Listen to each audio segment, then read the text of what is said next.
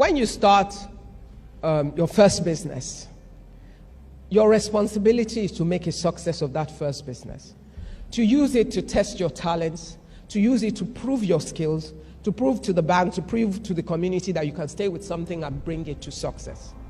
Now, one of the things that you benefit from staying put in an industry is that as you do it, all the opportunities within that market and that industry will begin to show up. Now, you prayerfully identify which of them are yours. And you will see some that are natural extensions of your business. And you can readily move into them. But with the track record of staying long enough to build something in the first one, it's then easier for you to get support. Banks have your account from your first business. They can see that you're a disciplined, responsible person that is committed. They can see that you would fight with integrity to make something of what you're doing. Therefore, they're willing to give you money for the second one. If it's not a bank, people can see, and therefore they're willing to invest with you in the other project. So learnings you've had from the first business will help you with the next one. And that's really how, it's why I always say the Bible isn't wrong when it says don't despise the days of humble beginnings. And it's also when people talk about multiple streams of income, don't be confused. They didn't mean multiple streams of income from day one of your life.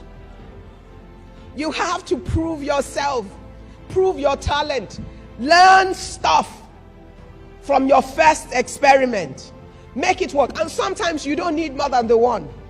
It depends on your own call. That's why I said don't live anybody else's life. So for each of the businesses, some of them came just out of situations and out of circumstances, and you must know how to respond and why. Some are just accidental. My security door business, I did not sit for 1 second to think about getting into security door business. True. With the furniture, I was servicing a lot of banks. One day I got a call. Tayo Aderokunmu, God bless his soul, told someone to call me from GT and said, I hear you're going to Italy, and they sent a picture of those bulletproof doors you see at the entrance of bank. Said, can you find this for us? So I took it. I was doing a favor to my friend, my brother, and a client. I went to Italy. I asked my business associates, where did you find this thing? They made some calls and said to me, talk to this company. I spoke to that company, and they sent me all the information. And then called to say, oh, we don't do business in Africa. I want to be. I said, I'm not interested.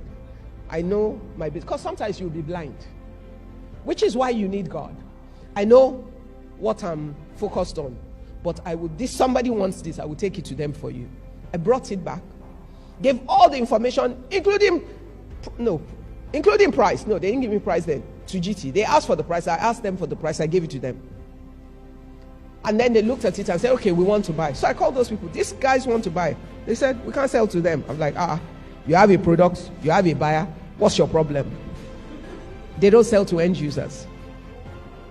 As a model, they will only sell through a dealership. Why? The maintenance for them is more important than the sale. So I said, they have maintenance people that work in their bank. Train them. They said, no. What if 10 banks want to buy it? Will we train all their people? That's not how it's done. So I said, well, you have a problem. I didn't think it was mine. I'm serious. Then what happened? Within that period, as we're having all this conversation, there was a multiple robbery in Egbeda somewhere. About 4 banks in one day. They killed a lot of people and everything. And I went to see some people I called my Ikeja parents on that day, and they were talking about the robbery. And I'm like, hey, and there's something in my car that can solve the problem. And the daddy in the house said I should go and bring the thing. I brought it. He looked at it, called his wife. Haven't I been telling you Nigerian banks need this thing? It was like a light bulb moment. Now, the one thing about me, my pastor calls me Oliver Twist. Once I catch a revelation, I run. So the next day, I just got on the plane. I went straight to that factory in Italy. Went to see the operation and everything and all of that, and I signed West African dealership with them and came back. Then I went back to GT and said, okay, now you can buy it.